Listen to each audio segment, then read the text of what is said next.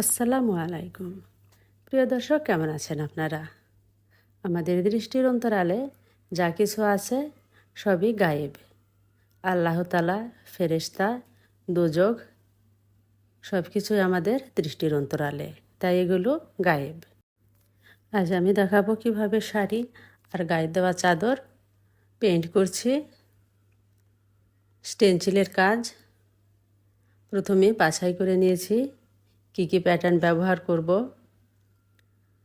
পার দিয়ে আর মাঝে মাঝে দিব ফুল, আর মাঝখানে এই ঢেউ ঢেউ কার্ভ লাইনটা দিয়ে দিব। কার্ভ লাইন দিব কন্ট্রাস্টভাবে, মানে একটার উপর আরেকটা পড়বে। দেখতে পাচ্ছেন আমি জলছাপ দিয়ে নিলাম। জলছাপ দেওয়ার নিয়ম, যে কালারের কাপড় তার চেয়ে ডিপ অথবা লাইট কালার হবে, অথবা সেম কালার। তো আমারটা দেখতে পাচ্ছেন হালকা একটু আলাদা, তারপরেও মিলেছে, যথেষ্ট মিলেছে। তো আমি একটা করে প্যাটার্ন দিচ্ছি আর মাঝখানে একটা করে ফাঁকা রাখছি। সেই মাঝখানেই ফুল বসিয়ে দিব।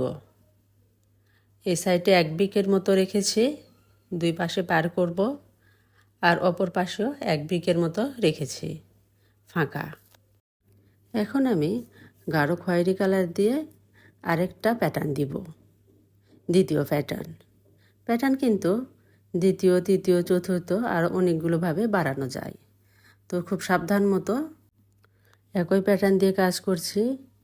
আগের নকশা ঢেকে রেখে তারপর পরের নকশা উঠাতে হবে। দেখতে পাচ্ছেন ঠিক একইভাবে উঠাতে হবে। All glitters is not gold. চকচক করলেই সোনা হয় না। চাদরের ডিজাইন করব স্ট্যান্ডার্ড মানের, বেশি ঝিকঝাক না, কাস্টমারের চাহিদা অনুযায়ী।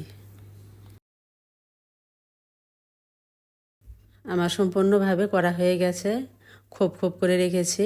এখন আমি, যেহেতু মিষ্টি কালার কাপড়, গোলাপি ভাব একটু আছে,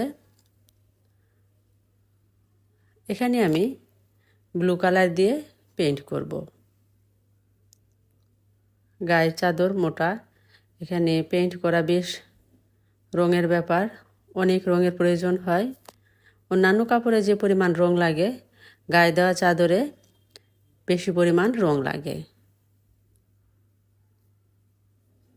একটু শক্ত হয় গায়ে দেওয়া চাদর, তবে তেমন সমস্যা নেই। শীতের সময় পরা, যেহেতু অন্যান্য পোশাকের উপরই পরা হবে, তা আমার সম্পূর্ণ হয়ে গেলে এটা আমি রোদে দিয়েছি শুকাতে। এখন আমি শাড়িতে পেইন্ট করব। তো যে দেখলেন গাঢ় খয়েরির মতো রঙে কাজ করলাম, ওই রঙের মধ্যে আমি আবার আপসন দিয়ে দিলাম, তার সাথে অক্সেল গ্যারান্টি দিয়ে দিলাম রং স্থায়ী হওয়ার জন্য। ভালো কেমিক্যাল ব্যবহার করতে হবে, সব কেমিক্যাল ভালো না।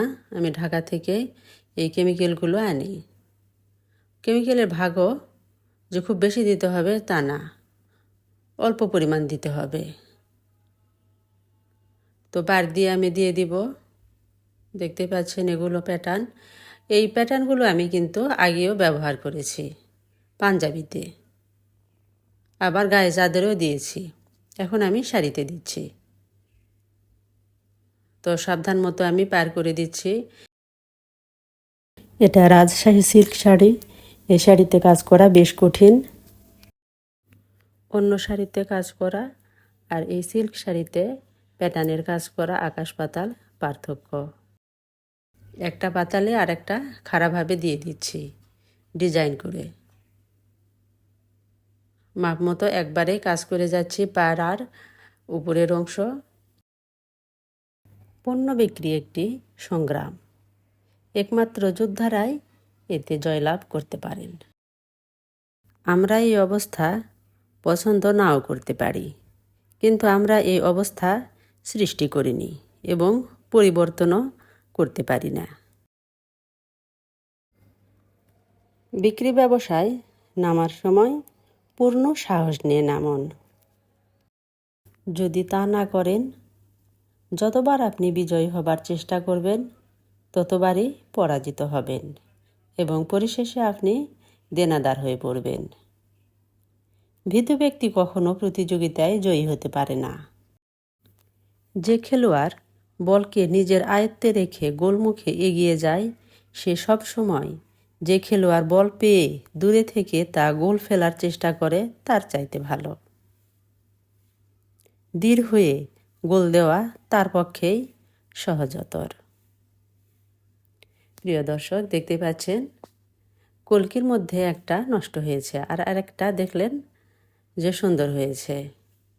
খুব সাবধান মতো কাজ করতে হয়, অল্প একটুতেই নষ্ট হয়ে যাওয়ার সম্ভাবনা আছে। প্যাটার্নের মাথার দিকে আমি আরও কয়েকটা ডট দিয়ে দিলাম চোখা চোখা ভাব রাখার জন্য। আমার পেইন্টের কাজ শেষ।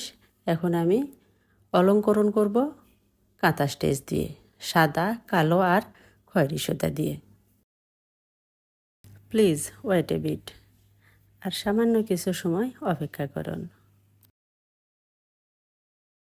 দেখতে পাচ্ছেন কি ডিজাইন করেছে, মাঝখানে একটু ক্রস বা ভরাটের মতো করে দিয়েছি।